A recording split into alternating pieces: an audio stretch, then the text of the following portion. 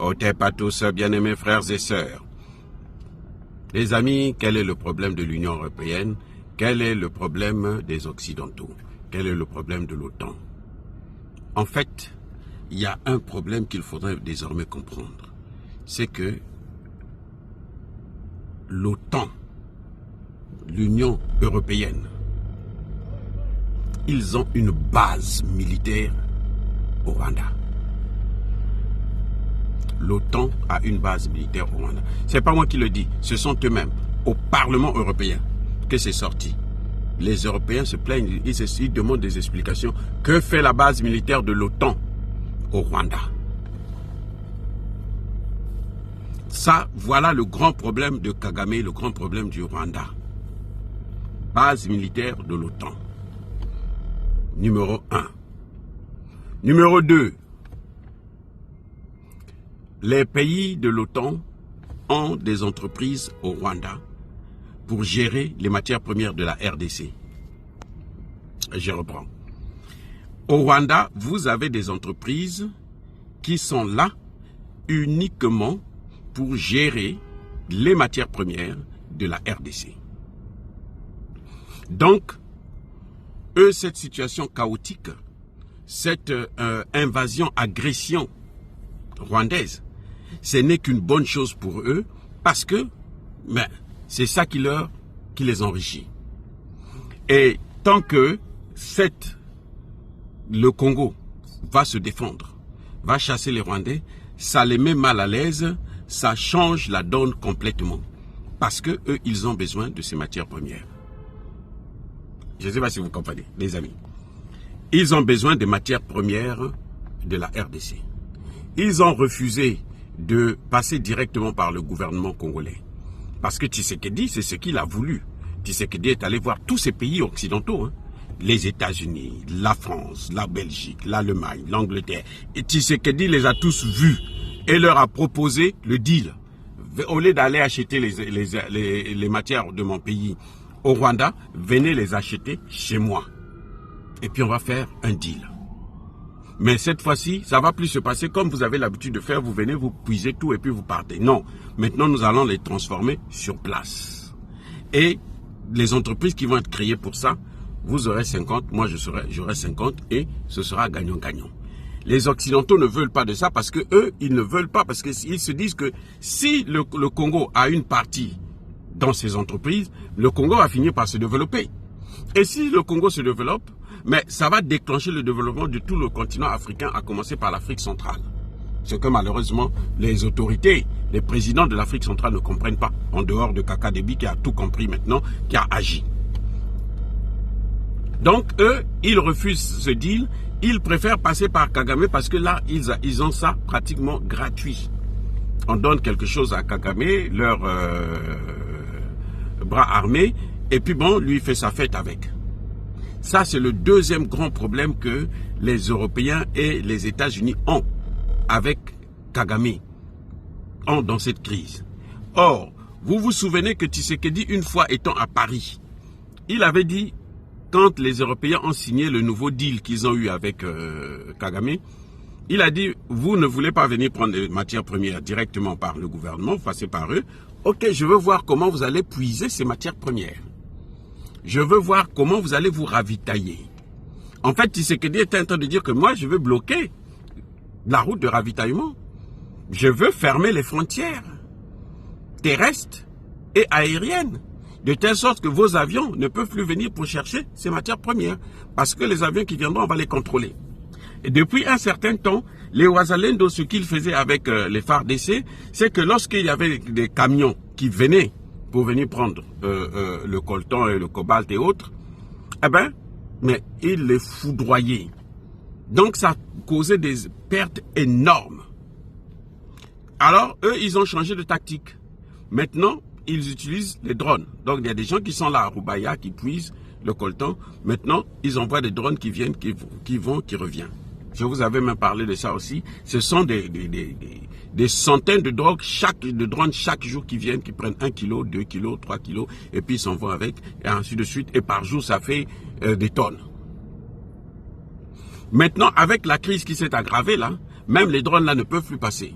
Vous vous souvenez, il y a un temps où l'armée congolaise avait détruit les drones. Ce sont les mêmes drones qui viennent pour voler les matières premières. Donc, il y a ce problème-là aussi qui se pose au niveau de l'OTAN et de l'Union européenne. Troisième élément, qui est aussi important et le plus grave, c'est que, et ça, ce que les Rwandais eux-mêmes ne savent pas, c'est que Kagame a déjà vendu le Rwanda aux Européens. Les Européens se sont dit non, nous, au lieu de rester là où on est là, c'est trop loin. Il faut qu'on se rapproche des matières premières. Et puis, il faut qu'on ait la possibilité maintenant d'envahir tout le continent africain. Donc, il nous faut une terre. Que fait Kagame? Kagame prend ces terres, il leur donne. Ils ont eu un deal, on lui vend ça. Maintenant, Kagame a besoin de terres pour les Rwandais. C'est pour ça qu'on lui dit maintenant, bon, comme toi, tu n'as plus de terres là, il faut que tu ailles là-bas à l'est. Tu amènes tes gens là-bas, vous allez habiter à l'est de la RDC. Vous voyez le problème? C'est ça ce qui est en train de se passer actuellement. C'est comme l'Ukraine. Vous savez que l'Ukraine, les terres que vous avez là, le Donbass là, les Américains avaient tout acheté. De toutes les façons, vous avez entendu Trump dire, non, donnez-moi les terres rares là, moi je vais acheter ça. En échange, je vous donne des armes. Le Donbass là, ils avaient tout acheté. Donc le fait que la Russie vienne prendre ça, pour eux c'est grave. Donc ils veulent tout faire pour qu'ils puissent reprendre ça. C'est pareil avec le Rwanda. La terre rwandaise n'appartient plus aux Rwandais. Il y a quelques petits Rwandais qui ont encore les proches de Kagame et tout autour. Mais sinon, le Rwanda a été vendu aux Occidentaux. Et l'Union africaine doit le savoir. C'est ça qui est en train de se passer. Maintenant, ils veulent aller s'installer. Or, s'ils s'installent au Rwanda, quand ils vont prendre tout le Rwanda, après, ce qu'ils vont faire, mais ils vont s'étendre maintenant. Ils veulent avoir une terre, comme l'Afrique du Sud, où c'est chez eux. Personne ne peut les toucher là-bas. Si vous rentrez là-bas, on vous neutralise tous. Voilà le problème que Kagame a. C'est pour ça qu'ils soutiennent Kagame maintenant. C'est d'abord à cause de ça. Et c'est pour ça que Kagame est obligé de se battre, parce que il a tout donné aux autres, à ses alliés. Et lui, il a besoin de ça, parce que ses alliés ne peuvent pas rester aussi sans terre. Ça devient compliqué, c'est une équation qui laisse Kagame dans l'insomnie totale et tous les jours. Donc voilà les trois éléments fondamentaux qui justifient ce que vous voyez là. Mais Kagame ne peut pas envoyer ces gens en Ouganda parce que l'Ouganda ne va pas les accueillir. Il ne peut pas les envoyer au Kenya parce que le Kenya ne va pas les accueillir et ils sont pauvres. Or, lui, il faut qu'il reste au Congo. Et au Congo, parce qu'il a l'avantage, c'est que s'il est au Congo, il a les matières premières. Je vous ai dit quelles sont les revendications du M23, donc de Paul Kagame. C'est justement cette partie, le contrôle de l'Est, le Nord et le Sud Kivu.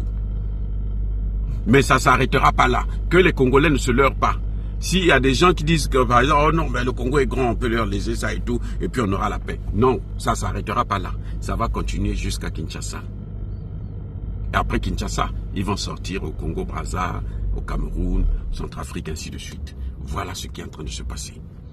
Ils veulent exactement recoloniser l'Afrique. Mais cette fois-ci, on veut faire un grand remplacement. Ils veulent occuper. C'est pour ça, vous voyez, Israël occupe. Ce que Israël fait, c'est exactement la même politique qui est en train d'être menée. Voilà le problème. Exactement. Ils occupent, ils veulent prendre ce qui ne leur appartient pas.